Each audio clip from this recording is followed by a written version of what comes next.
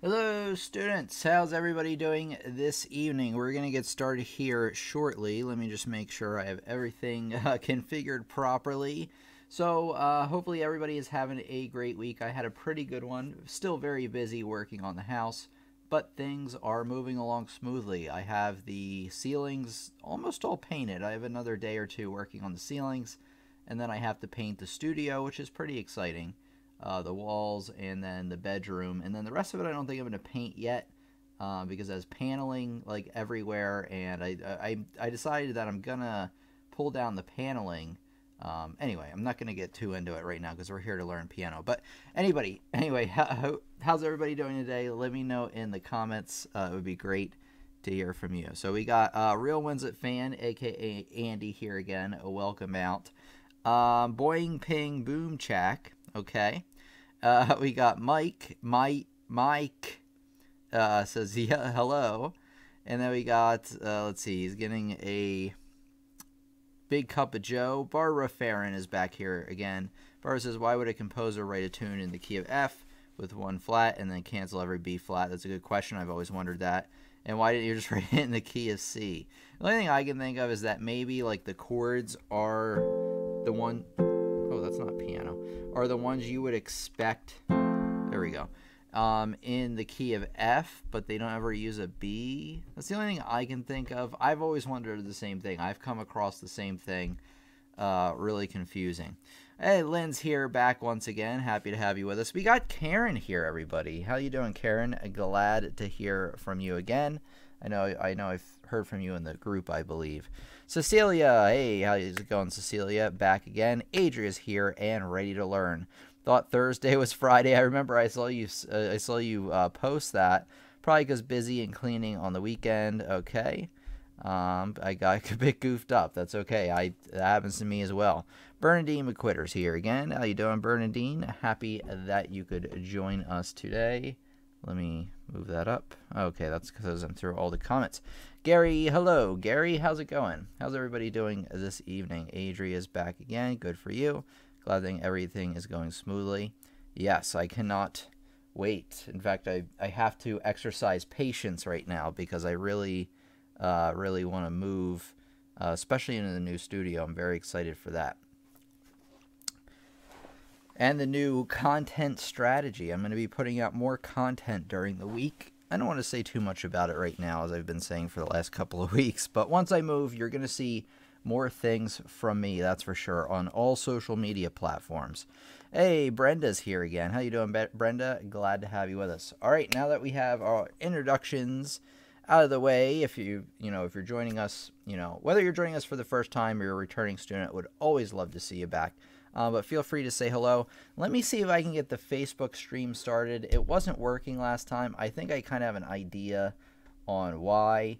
But if it doesn't work this time, I'm just going to have to kind of forget about it until Sunday's lesson. But anyway, just give me a minute so I can get the Facebook stream started, hopefully. In the meantime, feel free to say hello or ask a question. Okay, here we go.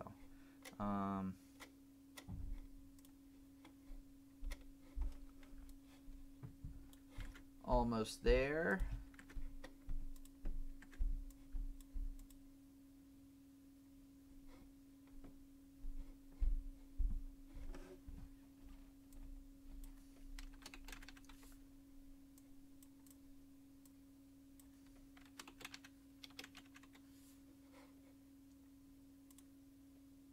Nope, doesn't work. Okay, never mind. Never mind then. Alright, so we're just going to do the YouTube today. Gary says, exciting times. Can't wait to see your new studio, and neither can I. I still am trying to picture what it's going to like when it's all painted. But it's going to be a lot nicer because it's going to be in an actual room rather than this basement. So there will be less things, less annoyances to deal with, and everything will just look better. I'm going to have a different backdrop that will look nicer. I'm still kind of brainstorming on what I want to do there. All right, everybody, we're going to get started here because we're about 5 minutes after the hour. And let me just get my notes here so I can follow along. a bit better. Oh, I've blocked the chat. Okay, yeah, I think that should do it. Just kind of getting myself situated, if you're wondering, what in the world is he doing? Okay, we're pretty much ready. Hello students, your piano teacher Tim back from Piano Lessons on the Web. The first learning hack I'm going to give you is something you may not have ever considered. It's to get in micro practice sessions either in addition to the ones you're already getting or by themselves if you're really, really busy. The whole idea behind this is to get in an additional 5 minutes, 10 minutes, or maybe even 15-minute little practice sessions throughout the day. So the idea is that, when you wake up, maybe before you go to school or work, you'll fit in, 15 minutes there. When you get home, maybe right before dinner or right after dinner, get in another 15 minutes there before you take a shower. And then maybe another 15 minutes before you go to bed. And then, obviously, then that'll give you an extra 45 minutes a day to practice. But that's not the only benefit. Your brain can digest smaller amounts of information at a time. So like I always say, it's always better to get little bits of practice consistently throughout the week than get in big practice sessions, maybe only 1 or 2 days a week. Of course, if that's what your schedule permits, that's what you got to work with. But your brain, and I know my brain too, work better just, in little 10, 15-minute increments, maybe even up to an hour. Anything extended, now don't get me wrong, it's good to practice a long time every once in a while. But those little practice sessions, your brain will really, really grab a hold of and digest that material that you are practicing that much better. All right, let's get on to hack number 2. There will be 10 in total today. Okay, let me get this up. This is going to be a very teaching heavy lesson and less on the piano, but these are good hacks.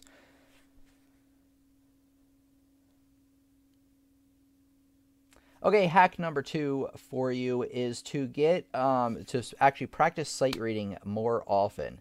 The problem a lot of us have when we are reading music is we're learning a piece of music for months at a time, to really polish it up, maybe even get it concert ready if we're getting ready for that, or just to, make it really, really nice so you can practice or play for your family.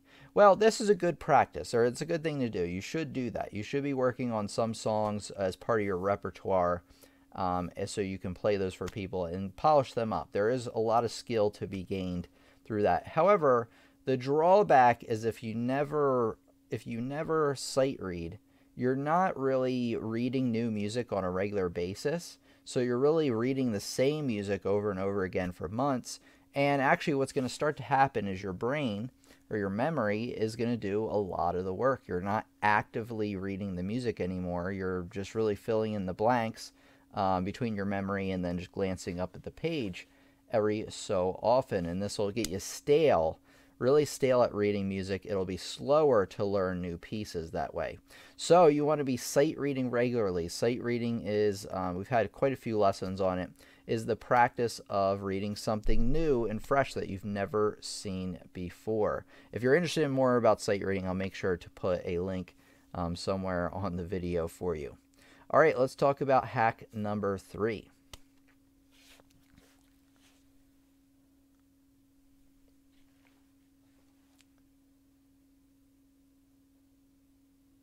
Okay, hack number 3 involves practicing different genre of music. I think it's very common for us to practice one type of music over and over again, mainly, especially with piano, it's going to be classical, but we never really spend the time to even learn how to improvise,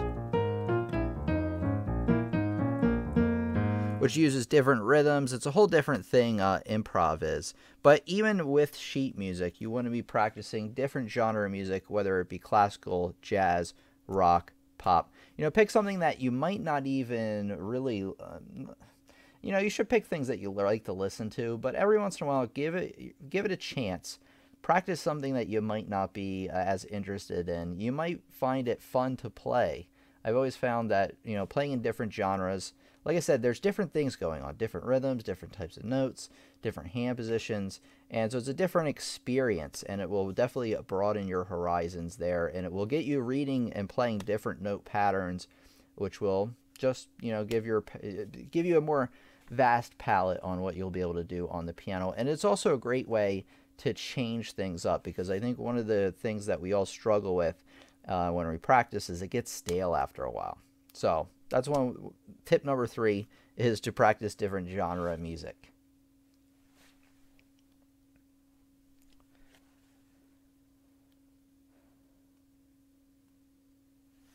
Okay, let me get something up here for number 4, because this one involves, you know, showing you something. So just give me just less than a minute here. I think I have it already, actually. So, hold on. Okay. Okay, this I don't understand. Sorry, I was doing something weird. I'm almost there, I promise. Here we go. Now we're cooking. Now we're cooking with fire. All right, so let me get this up for us so I can, you know, tell you what. Hack number 4 is use your theory knowledge to your advantage. Be looking out for chords, scales, patterns in your music, rather than just looking at static notes, being like, okay, that's a G, that's a C, that's an E. You know, really be looking at what's going on in your music. For instance, the opening here to Moonlight Sonata, I can tell right away I have some octaves down below. Let me get the piano in here. It is a piano lesson after all. You know, I can identify that interval right away, so that makes it easier to play. And then instead of looking at these notes individually, I know that it's a C sharp minor chord in second inversion. Well, how do I know that? Well, that's because I've been practicing my scales, my arpeggios, my chords. These things all have a purpose. It's not just to make your piano teacher make you crazy. There really is a purpose behind it, because once you get really good at not only playing them but identifying them, you can much better pick what's going on in your music, and you can actually learn to read music way faster and process notes. That's what it's all about. This, and along with sight reading, will really get you there. Okay, I won't play anymore. I think you get the idea. All right, let's get to hack number 5.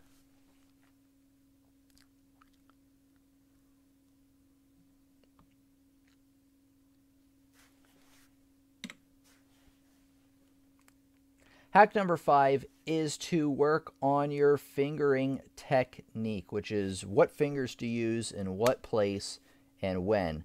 And another tip I have for you is that when you're playing through a piece, please write in your fingering, especially if it's a passage that you always miss up. You never want to run out of fingers when you're playing piano. So for instance, like if I'm playing, you know, C major scale, there's a reason we use a certain finger technique to play up and down the keyboard more effectively, because if I just use any old thing, say I just use up my first 5 fingers here, I have to, it's just like almost impossible to finish the scale. I know some young students that flip their hand over like this, and your palms almost should never be facing straight up. There will be times where they'll be facing like a little bit to the side or whatever, but they should never be doing anything like this. As you can imagine, when your fingers are bent this way, mine flop around like a fish. They do not play very, very effectively. So work on your fingering technique, and please write them in for the difficult passages. And you use the same fingering the same way every time in a piece of music. You don't want one passage to use, you know, one fingering, and then another passage which has the same notes, use a totally different. That doesn't make any sense. That's going to be confusing, and that's bad practice. So, yep, work on your fingering technique is hack number 5. It's also going to make your music sound a lot smoother. So again, just playing the scale using the correct fingering. See how smooth that is. But if I use any fingering, I'm not even trying to make it that bad. It's just, you know, but that's how bad it could be if your fingering is out of place. Okay, on to the next thing. and then I'll get to some questions if there are some rolling in here.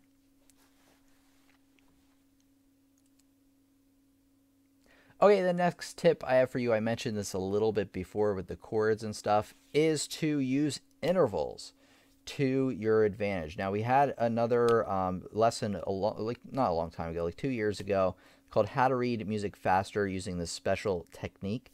I'll try to remember to put a link around here for you somewhere. And the whole point of that lesson is that, when we read music, especially in the beginning, we're reading each individual note, and that takes a long time. It's great at first because you really have no other way to do it in the beginning. In fact, I recommend you do that first and then build on that with the chords and the intervals. Interval, by the way, just a quick review or introduction if you don't know. Interval is just the distance between two notes. So if you have a note in the next note, that's a second, 1, 2. Then you have a third, 1, 2, 3, fourth, fifth, sixth, seventh, and then octave. You should at least be able to identify by sight up to an octave. A ninth and further is great, but at least up to an octave, because that's what you're going to be finding in your sheet music so often. So like I mentioned before, when I was playing Moonlight Sonata, I knew right away that that opening with the left hand is an octave. I also know that the distance between these two notes is a fourth, and then this is a third. And because I've played so many intervals before, it just gives you more information to go on when you are playing your pieces. Like I said, you can learn Moonlight Sonata looking at each individual note. However, it's going to take you 2, 3, maybe 4 or 5 times longer than it would if you really understand what's happening throughout a piece. So do not ignore your music theory. Do not ignore your chords, your scales, and in this topic, in this case, your intervals. Make sure you brush up and practice those. It'll make your life way easier, I guarantee it.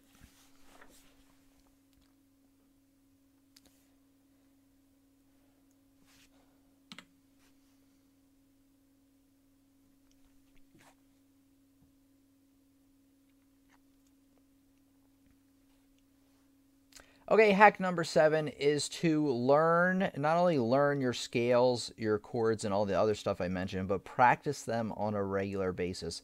The better you can identify chords by sight and scales and everything else the same way, the better it will go when you're actually reading a piece of music. Because if you think about it, when you're reading music, right, you have to read it in real time. Sure, you can play it slower, for sure, but you really have to be able to, especially sight read effectively, you have to be able to process the information in real time. And to do that, not only do you have to learn these things, you have to have them mastered like the back of your hand, they always say, to where you barely even need to think about what's going on. It just flows really nicely.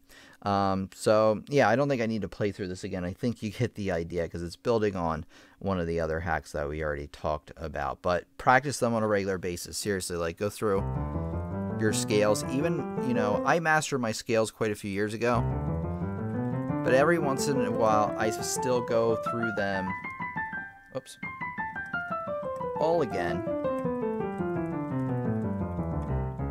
And then I go through and practice my whole routine. The other great thing about it is it also combines into the other hack about fingering technique, because scales is really one of the simplest ways to develop your finger technique, because you learn simple hand crossings at different times between each hand. So scales is a great way to go. Or mastering your scales is a great way to go.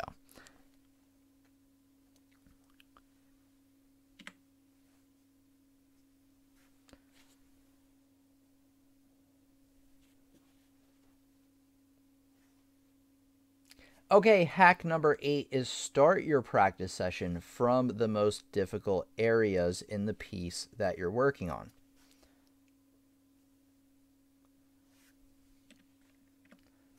So, for instance, once again, for consistency's sake, we're doing the Moonlight Sonata, right? So say I'm really good at this first page, second page is less good, third page is less good than that, and then, last page is even worse.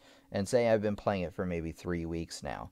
Well, the number one thing you don't want to do is what? start from the beginning, right? You've started from the beginning.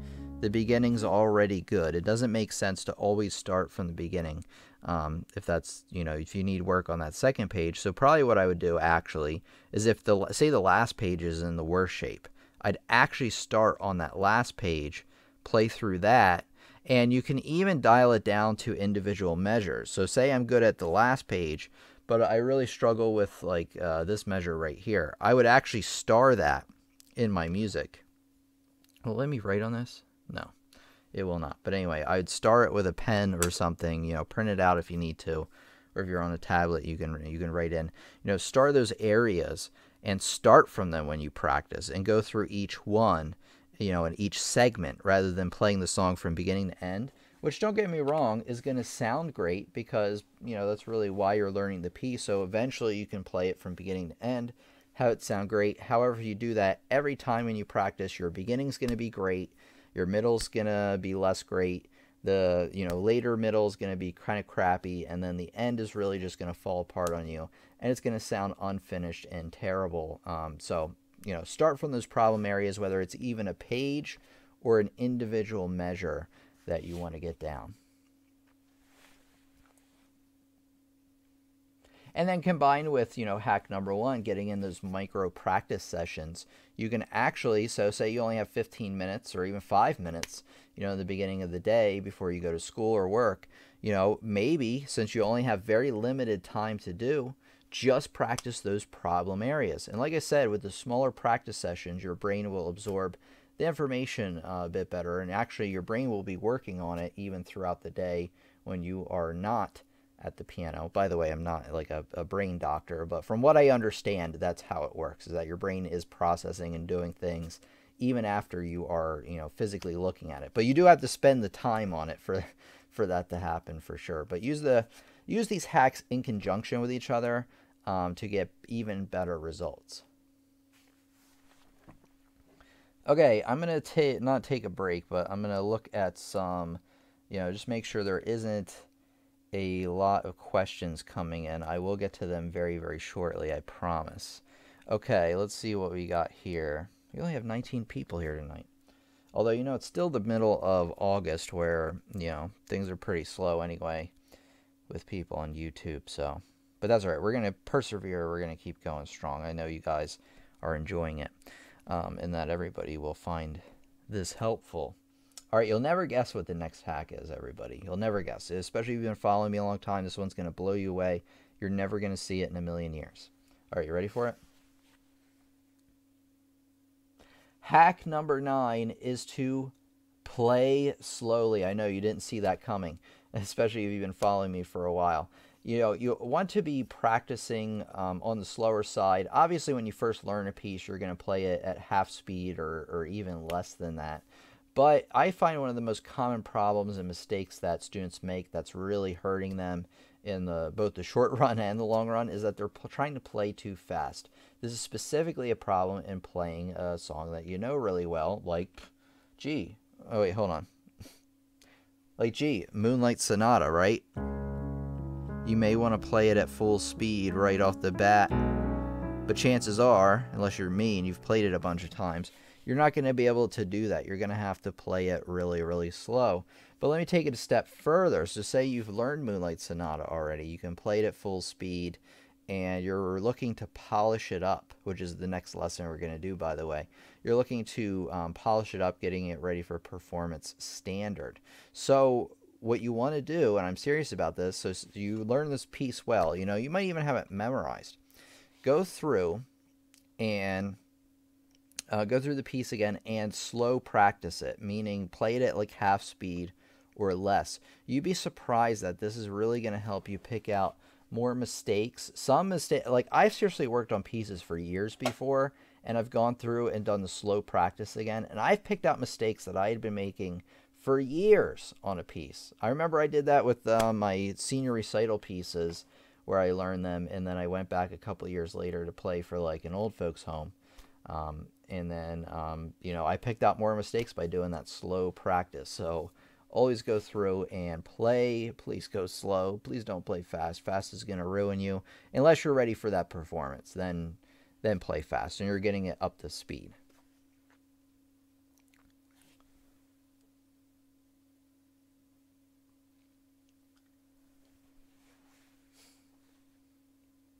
Okay, hack number like 9.5, because I actually forgot to put it in the list, but as I was talking, I just remembered it. Hack 9.5 is to memorize your piano pieces. Now, this is really going to help because, you know, when you're looking at notes on a page and all the things going on, you're really concentrating on the notes. But say you have the notes memorized, right? That's one thing that you're just not even going to have to think about. So what can, sorry, there's like a fly or something buzzing around. But anyway, so what can you do if you have all the notes learned, all mastered, all memorized? What can you begin to focus on now that you might not have been able to before, at least not with your full brain power? Well, that's things like dynamics, right? Let's get this bad boy up here, this Moonlight Sonata.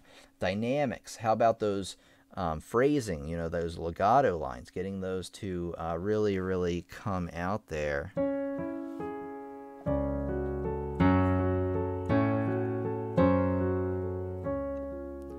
You know, and getting it to sound like a real piece of music rather than just static notes there. So memorize the notes and work on the smaller details. All right, now we're going to get on to hack number 5. Number 10.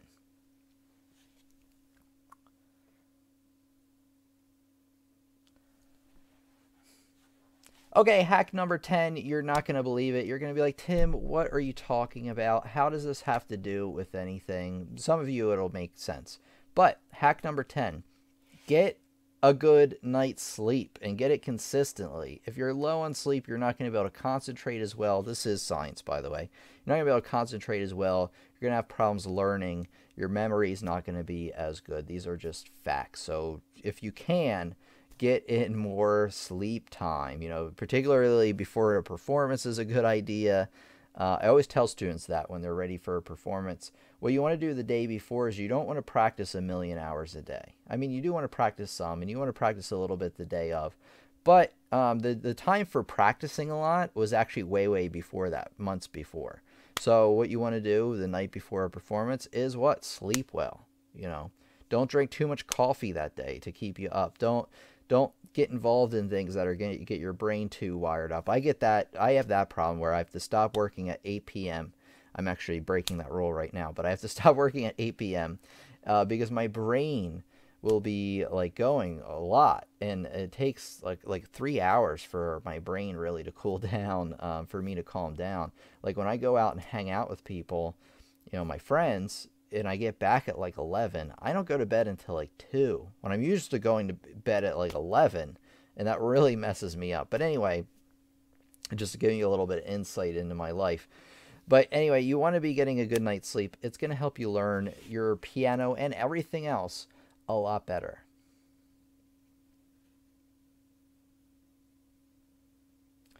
Okay, everybody, let me think here.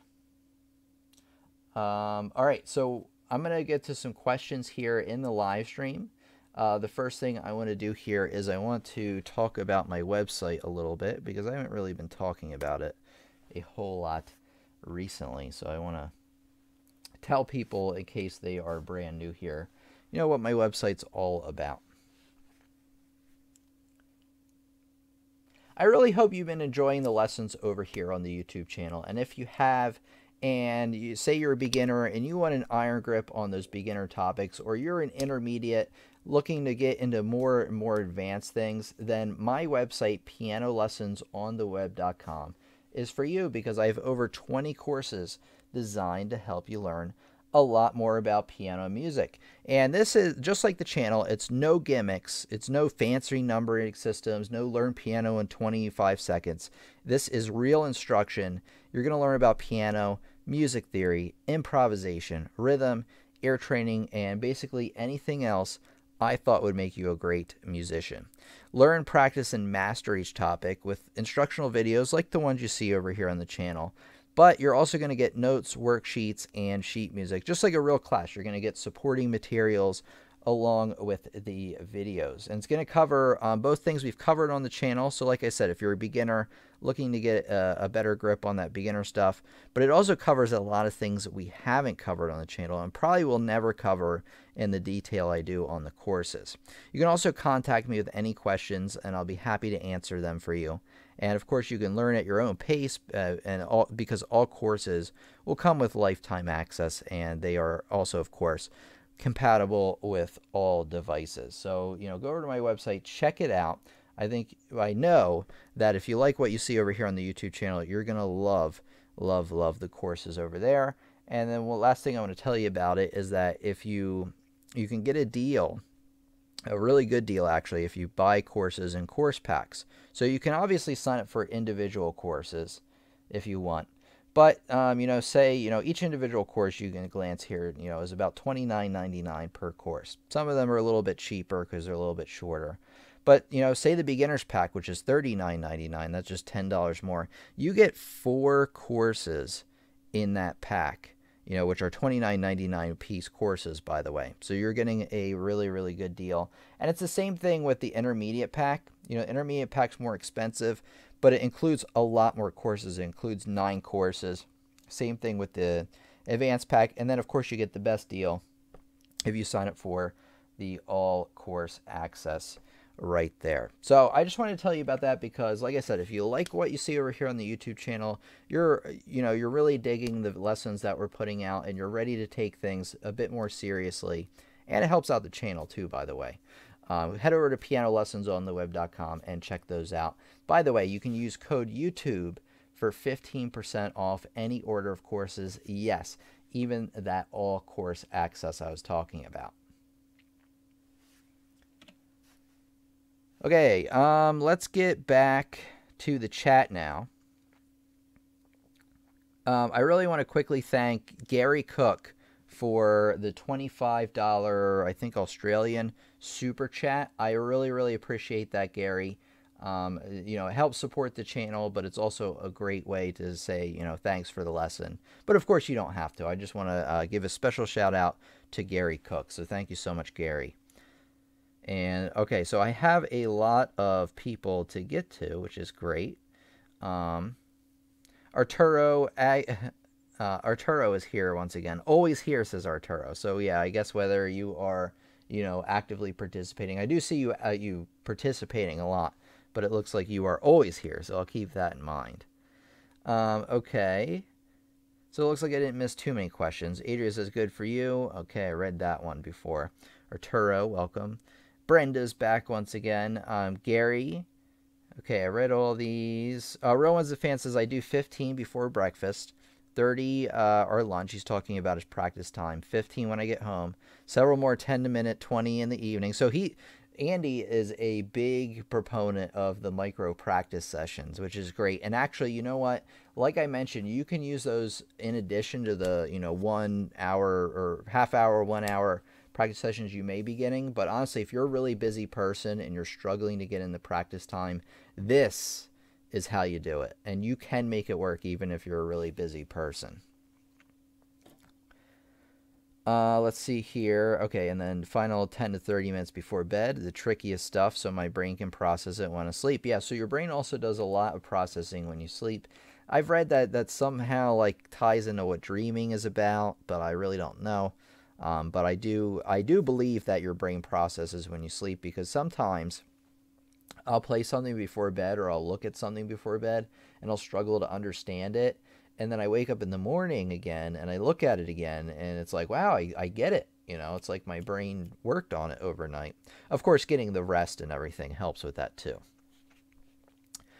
Barbara says, for your backdrop, there are closed tapestries with beautiful scenes printed on them, like beaches or forests. I don't know if I'll do that. I'll consider that. I've considered maybe a tapestry for sure. I think I'm just going to have the wall behind me, and I'm going to have like a shelf with different music things on it, like a metronome or like things that represent things that I commonly talk about on the channel. So it's going to be music themed. And then like, yeah, I might have something up on the wall too that's music themed as well. So a music themed tapestry would be a really good idea. So I'll definitely, keep that in mind. Hey, Island is here again. Sorry I'm late. That's totally fine. I understand that I know you have church and things going on today. Hawkeyes. Welcome, Hawkeyes. I think you are pretty new here. So everybody give Hawkeyes a warm welcome to our live stream. Thank you for coming out. And Hawkeye says, thank you so much. I'm 48. Just started learning, and your videos are extremely helpful. Thank you so much. It means all the world to me. Carol Etchoff is here. Hello, everybody. I'm back. Sorry I'm later, but that's all right. Perfectly understandable. Crazy hand position makes me think of Chico Marx. I'm not really sure who that is, actually. Fireflower, of course, is back once again. Fireflower says, hi, everybody. Hi, Fireflower. Sleep is the luxury you don't have, huh, Fireflower? I can definitely relate, and I think a lot of us can relate at some point in our life. Andy, or Real Lorenzo fan, says, I have a little sticky index tab things I can use to make temporary highlights on scores. Works really well. That's great. I didn't even think about that. Although I've known friends who have done that, so I don't know why, I guess I have thought about it before, but I've never used it myself. Gary Cook says, I did not see that coming much. Oh, the slow practice, probably. It just says, what a surprise. Cecilia, we're almost at the end of the questions here already, which is great. We had really good questions come in tonight. We're not ending quite yet. I know I made it sound like that, but Cecilia says, Tim, let's see. I find that if I do not have time to sit down and watch your videos, I just listen while driving or on my walks. Okay, great. A daily run. Thank you for teaching us. You're very welcome, Cecilia. So glad you're getting in that information, even, if you might not be able to have the time to sit down all at once and watch all the videos. Thanks for coming out. That's great. All right, let me maybe while some other questions are coming in here, let me kind of, I guess, now talk about the updates that I have, which aren't really that many. Like I said, August is going to be a little bit slower of a month, although you might not notice, but in terms of really putting the good stuff out there, I'm really writing down a lot of these ideas for later. Because like I said, once I get in the new studio, I'm really going to start making more lessons, but even better ones, like ones that I've been brainstorming around for a while. So they're going to be really well thought out and everything. So you're going to see probably, let me get us in here to the community calendar here. You're still going to see 2 lessons per week probably as our live stream. So like I said, that's why you might not even notice. I notice because I'm chomping at the bit to get everything, this new content up. But, I got to exercise patience for now. So like I said, not much new is going to happen in August until maybe either late August or early September. But anyway, on to my point. So anyway, if you go to pianolessonsontheweb.com /community, or if you click on the community tab up top, when you scroll down, we have the calendar of what we're talking about and when. Today was piano learning hacks. Next, or on Sunday, 2 days from now, is perfecting your piano pieces. This is based on a question I had from one of you. Maybe it was Laredo. It was somebody last time who had a question about basically polishing up your piano pieces to perform at standard. And I gave a quick explanation there, but I really felt that that was a great idea. And so I'm going to make a full lesson on that. And I know some other people have wanted that lesson as well. In terms of the rest of the calendar, it's not filled out. I'm probably only going to do for August anyway, maybe the lesson topics only a week in advance. So on Monday, you're going to see the lesson topics for, next week pop up. While that's happening, we just have the placeholders that say community Q&A. So we are meeting Fridays and Sundays, at least as far as I can tell, for next week. And I'll update the calendar on Monday to have those lesson topics. So I wanted to give you that update there. I guess other than that, let me talk about, I kind of already talked about the house. So where things are right now. So the house is all bought, in case you haven't been, catching up for a while, which is awesome. I love it. And so I've been there, maybe 4 days a week or so painting, for part of the day. Obviously, I still have to work too to pay the mortgage.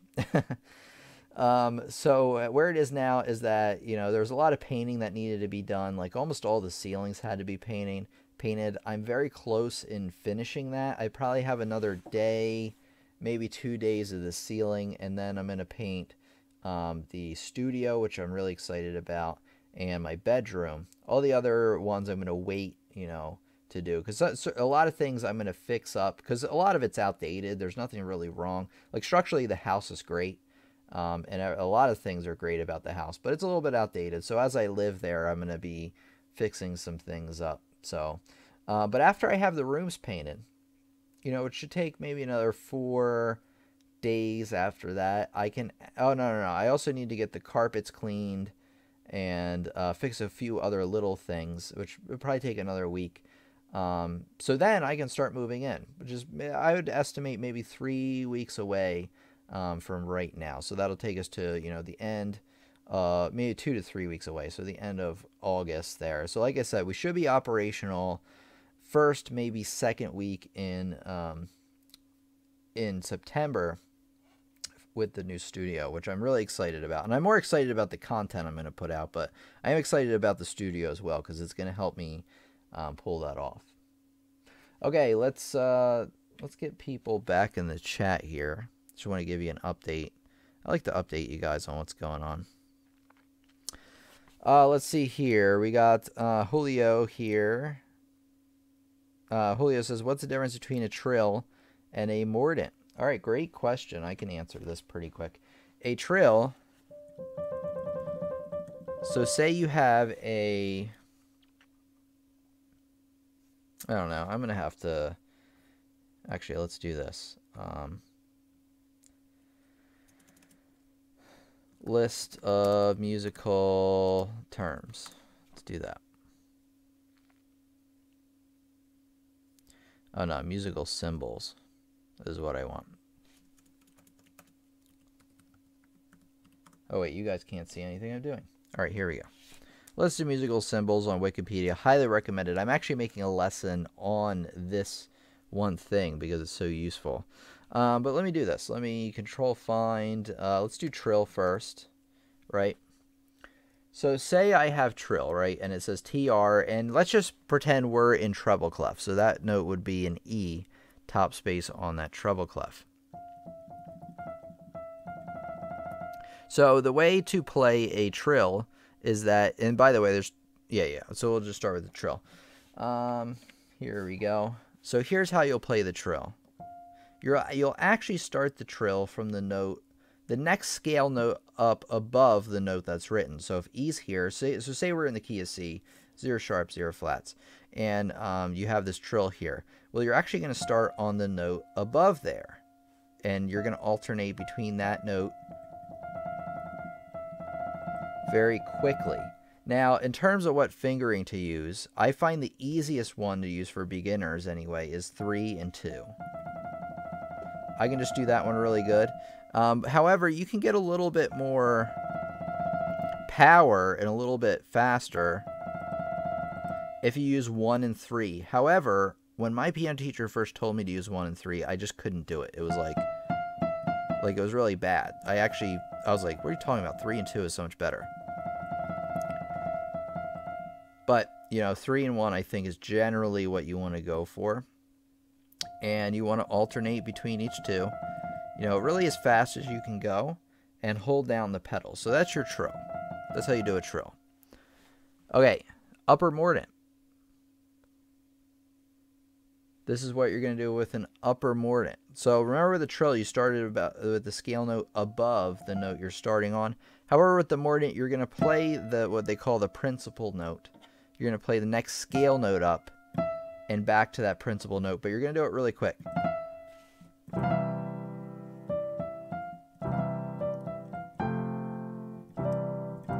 Oops. There you go. So on upper mordant, you play the note above, and then the note after that. And you're going to do it all within the time of whatever note it's over. So if it's a quarter note, you have to do that really within 1 beat. Actually, you know what? Even before a beat, because you have to hit back to this note, by the time you say, so say it's on beat 1. 1. It has to be over by the time you say 1. 1. So if I had, say beat 1 was this mordant, beat 2 is this note, D, beat 3, and then beat 4. So 1, 2, 3, 4. 1, 2, 3, 4. 1, 2, 3, 4. So the mordent has to be done by the time you hit beat 1 there. 1, 2, 3, 4. Like that. Lower mordent, which is a mordent with a dash, or a dash like right down the middle, is you're going to play the note. You're going to play the note under it, and then back to the principal note again. So it's the exact same thing. Oops. Except you're playing the note lower, and back to the note. And again, all within the same, amount of time you have for that beat. Okay, turn. I don't get what all these other turns are. But I know a regular turn, or a turn that I'm used to seeing, does this. So a turn is actually when you're going to play the note above, the note you're on, the note below, and then back to the note you're on. Like that. Like you're turning around. Like that. So the note above, the note below, back to that. It's actually like putting the mordents all together. And then I'd actually have to just kind of read through all these different turns. I do remember that there's different ones. Let's see. When place the rate, the note. Principal note is played first. Okay. Oh, yeah. There's certain ones where you do play the note first rather than the note above. Okay. I'd have to make a lesson on this on its own. But anyway, you play the note above, the note down. Like that. Rather than that. So a couple of them have different notes involved. But the list of musical symbols will help you figure that out. So there you go.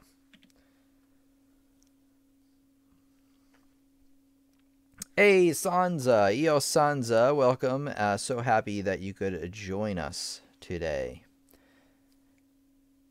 I'm not sure. I believe it's not your first time here, but if it is your first time here, a welcome. So happy to have you with us. Let's see here. Brenda Hawthorne says, are there any tablets that you would recommend for your sheet music? Yeah, well, the tablet that I use is called the Microsoft Surface. You've probably heard of them. They actually came out with a new one called the Surface Go, which I believe is a cheaper version of it, which would probably be pretty good for sheet music, because sheet music doesn't really require a lot of processing power or anything. Now, if you like want to, I don't know, like compose and what do they call that? Produce your own music, then you'll probably need something a little bit more. But honestly, iPads are fine. I've read music off an iPad. They're fine.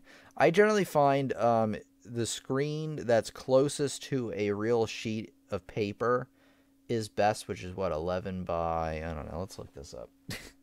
I don't even know. That's how out of the loop I am.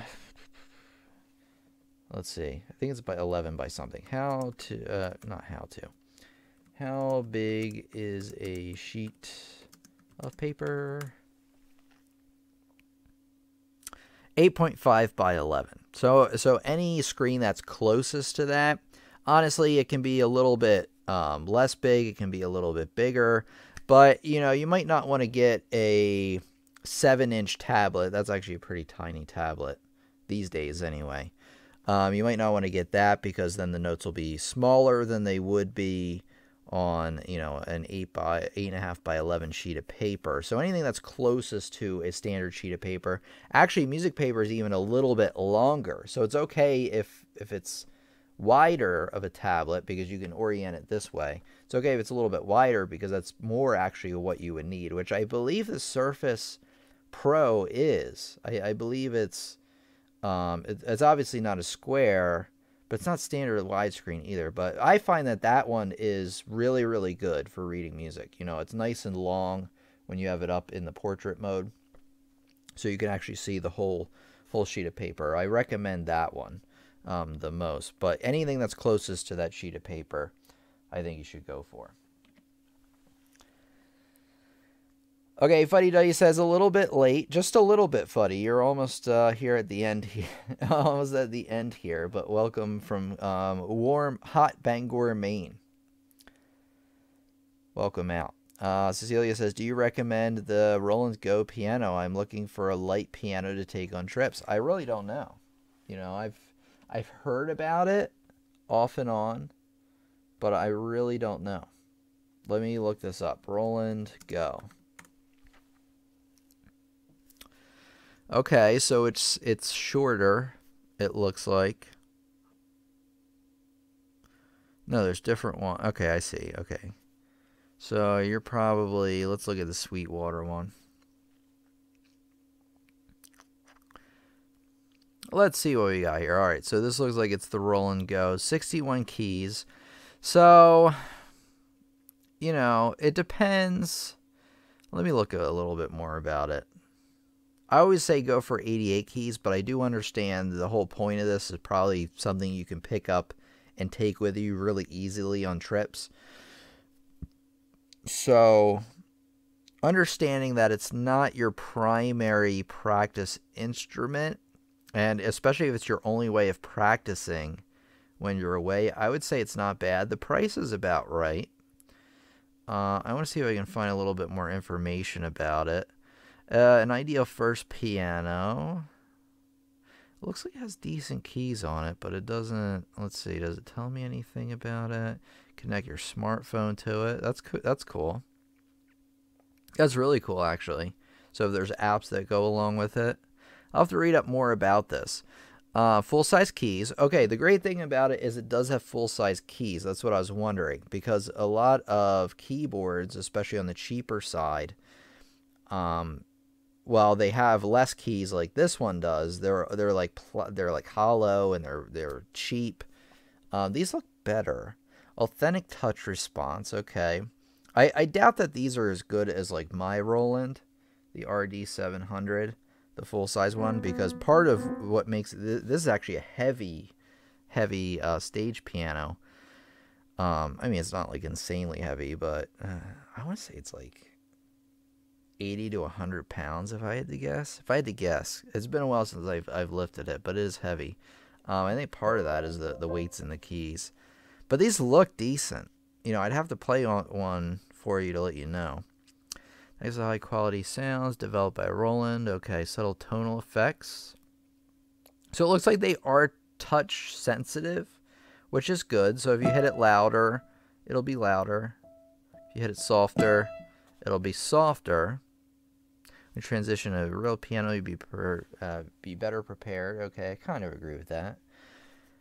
Bluetooth. All right, we already looked at that. Fully portable. Okay, so it can run on like, wow, AA batteries. 2018. But it makes sense. Like, it's a portable thing. Okay, built-in speakers or headphones. Okay, that's good. It's a good thing. So, here's what I think about it. I haven't played on it. However, it's actually one of the best 61 keys, you know, at least just from looking at it, that I've seen. Which I guess is the whole idea, right? You know, it's basically exactly what you said. And at $296, I would say go for it, honestly. Because if the choices either have this or be playing nothing for, you know, days, weeks, months at a time, then you definitely want to be playing on this. So I would go for it. Honestly, it's probably easy to pick up, probably easy to put in a hotel room. So for what it's marketed for and what you want it for, which is the same thing, I would say go for it. I think it looks pretty neat, actually. I actually would like to try one out if I ever get a chance. I would buy one, but the only problem with that, well, one, I have a mortgage to pay now, and two, I don't know what I'd do with it other than just try it out. So, but if I ever get a chance, I'll let you know how it goes. He says weighted action. Wait, let's see what we have here. I looked up. I can speak for. Oh, I can speak to the Roll and Go. I have one, says Andy. Andy, how is it? They're only semi-weighted. Okay. Which kind of makes sense because if they were fully weighted, it'd probably be a bit heavier. But it's not like proper hammer action. I find it hard to be accurate with touch velocity. Okay. So, you know, it's not the best. But I think for what it's marketed for, it looks pretty darn good. Andy, do you feel that for what Oh, whoa, I'm in streamception here. Wait. There we go. Andy, do you feel like what it's proposed for, that it's good for that?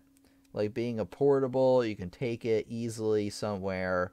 You know, maybe it's one of the only options you have if you are, you know, out and about. Let's see. Fuddy Duddy said, okay, I read that one. Are Trill and Mordant the same thing? No, the Trill and Mordant are not the same thing. I did talk about them a little while ago, Adria. A Mordant, unless this was your question. Well, anyway, yeah, a Mordant involves playing the note. You're playing the note above and back to that note, whereas a Trill, you know, you're alternating between the note above the note that's written in that note really, really fast. So they are slightly different. They are similar, though. I'll give you that. I looked into the roll-up pianos a few years ago, and they had really bad reviews. Yeah, the ones you roll up, yeah, those are bad for the most part. It'd be nice if they worked well. You could even wear one like a vest, like an accordion. I like that. That's fun. That's fun. Fun thought. Real One's a Fan says the keys are only slightly semi-weighted. The feel is not too bad, but it's not like a... Okay, I read that already. What is wrong with me? Nice price with full-size keys. Yeah, I think it's a nice price for what they're going for. What about roll-up MIDI pianos? Yeah, I wouldn't recommend those. JP DeVillain. Roll-up pianos can be rolled up. Very true. Thank you very much, says Cecilia. You're very welcome. Real One's a Fan says, yes, it's very portable. It's quite usable. Great. I use it exclusively as my main piano for the 4 days I was waiting for my new FP90 to come. I can imagine. Oh, well, I was going to say I'm jealous about it, but I would say that my piano is probably just as good. The Roland Piano Partner app is cool, so check that out, everybody. I've been able to make songs off of it using it as a MPC somewhat. Okay, so you could write songs on one of those roll-up pianos, or really even like a really cheap piano. If you're looking to just get in a basic composition, say you're not really interested in learning piano, then really like anything will do for that. I just recommend it has maybe like 3 octaves on it, like a 61 key, like this one would be good. If you use a Dairy screen, it records everything you do. Okay. You can look back in practice sessions from months previously. That's great. That's cool. That's a good feature. Sorry, Tim, I have to go. Have a great evening there. Okay, I will do. Thank you very much, Island. I really appreciate the stuff that you sent me. It's really awesome. Which I hope with the new studio, I will be able to put it up somewhere and show it to everybody, because it's really awesome. Take care and God bless. Nights, everybody. All right, Night Island. Have a great evening. Glad to have you with us once again. All right, and with that said, everybody, I'm just going to look really quick to see if I missed anybody, because some people, unfortunately, you know, get the short end of the stick. Yeah, I had somebody, it wasn't email, it was like in the comments one time. It was like, you skipped my question like 2 or 3 times. Like, what's wrong with you? And I was like, I didn't mean to. You know, it's just that, you know, first of all, the thing scrolls sometimes and I don't see it. But, you know, if I did miss anybody, I apologize. All right, with that said, everybody, I think I'm going to wrap it up for today. Let me do like an outro for the video I did, just so when I cut it together, it makes more sense. So let's see here. Let me think. What I'm going to say. Okay, this was about piano hacks. Should have thought about this ahead of time. On like where I want to direct you after that.